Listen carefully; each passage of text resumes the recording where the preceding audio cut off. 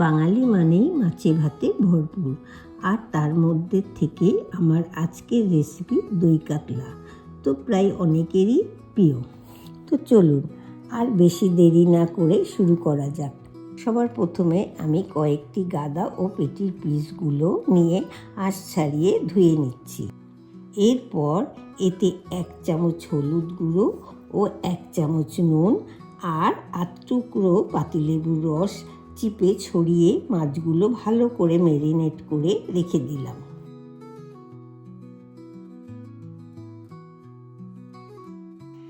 এবার একটি কড়াইতে তেল বেশি করে নিয়ে গরম করে নিচ্ছি আর এক এক করে মাছগুলো ছেড়ে দিলাম।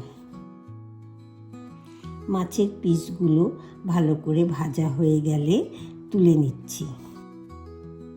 এরপর ওই তেলেই 2টি তেজপাতা, অল্প একটু গোটা জিরে, একটু শুকনো লঙ্কা, 8 টুকরো দারচিনি আর 3-4টে লবঙ্গ ও এলাচ দিয়ে নেড়ে নিলাম। এবার কিছু কুচনো পেঁয়াজ দিয়ে দিচ্ছি। এবার মিক্সিতে ছোট ছোট 2টো পেঁয়াজ, অল্প কোয়া রসুন, টুকরো করা আদা আর 2টো কাঁচা লঙ্কা নিয়ে একটি ফাইন পেস্ট বানিয়ে নিচ্ছি। এরপর কড়াইতে থাকা পেঁয়াজগুলি হালকা লাল লাল মতন ভাজা হয়ে গেলে মিক্সিতে করা পেস্টটি ঢেলে দিলাম।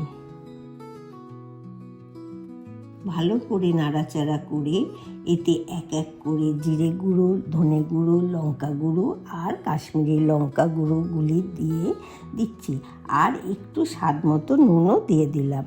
অল্প একটু জল দিয়ে নাড়িয়ে রেখে দিচ্ছি যতক্ষণ না মশলাগুলির থেকে তেল ভেসে উঠছে।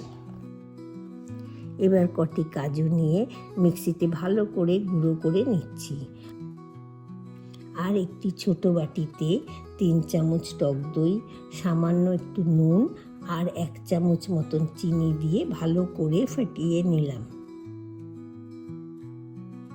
টক দইটি ভালো করে ফেটানো হয়ে গেলে এতে মিক্সিতে করা কাজু বাদামের গুঁড়োগুলি দিয়ে মিক্স করে নিলাম।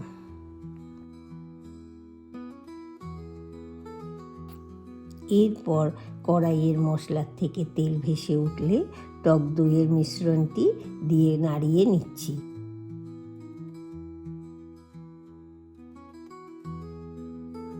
এবার অল্প জল দিয়ে নেড়ে ঢাকনা দিয়ে রেখে দিতে হবে। 5-10 মিনিট বাদে ঢাকনা সরিয়ে যখন দেখবেন ফুটে গিয়েছে, তারপর এক এক করে ভেজে রাখা মাছের পিসগুলি দিয়ে আবারও কিছুক্ষণ ঢাকনা দিয়ে রেখে দিতে হবে। আবারও কিছুক্ষণ বাদে ঢাকনা সরিয়ে যখন দেখবেন মাছগুলি ভালো মতন ঝোলের সাথে মিশে গেছে, তখন ওপর দিয়ে 1 চামচ মতন গরম মশলা আর 1 চামচ মতন ঘি দিয়ে ঢাকা দিয়ে রাখলাম। এবার একটি থালায় সুন্দর করে পরিবেশন করে নিলেই তৈরি আপনাদের দই কাতলা।